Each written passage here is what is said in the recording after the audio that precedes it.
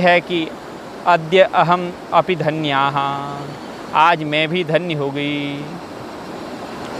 चिराय राघव विस्मृति ही, बड़े लंबे समय से राघव की विस्मृति मुझे हो गई थी, लेकिन आज आपके द्वारा मुझे स्मृति करा दिया गया। आज बहुत दिनों में मुझे श्री रामचंद्र जी की भव बंधन को नष्ट करने वाली स्मृति हुई है। धन्या है, इसलिए मैं धन्य हूँ।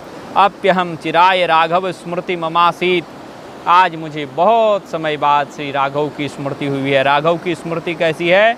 बोले भव पाश मोचनी, भगवान श्री राघव की स्मृति भव पाश मोचनी है, भव बंधन को तोड़ देने वाली है। त्वद्भक्त संगो प्यति दुर्लभो ममा, भगवान के भक्तों का जो सत्संग है वो भी दुर्लभ है, लेकिन आज वह सत्संग मुझे सुलभ हो गया है।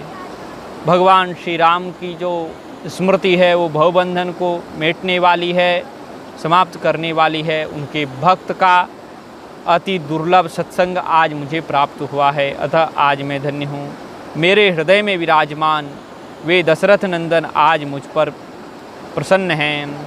त्वद्भक्त संगोप्यति दुर्लभो ममो प्रसीदताम दासरथि सदा हृदय, सबके हृदय में, प्राणियों के हृदय में रहने वाले और मेरे हृदय में मम हृदय सदा दासरथि प्रसीदता, मेरे हृदय में सदा दशरथ नंदन निवास करें और मेरे हृदय में निवास करते हुए वो बड़ी प्रसन्न रहें, तो मुझे भी प्रसन्न करें। उल्लंघितेब्धो पवनात्मजेन धरासुतायाश्च दशाननस्य विस्फोर वामाक्षिभुजश्च तीव्रं रामस्य दक्षांगमतीन्द्रियस्य। कहते हैं कि इस प्रकार से वो कहने लगी और ऐसा कहकर के वो तो अंतर्धान हो गई।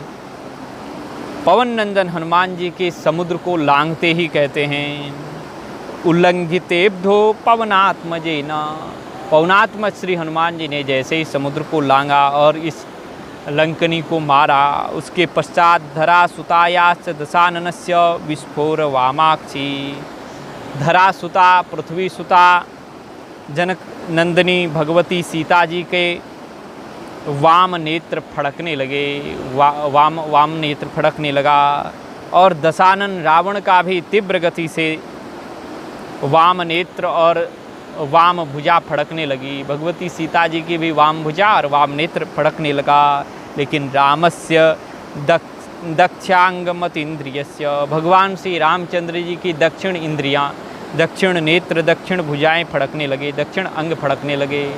तो पुरुष का दक्षिण अंग दाहिना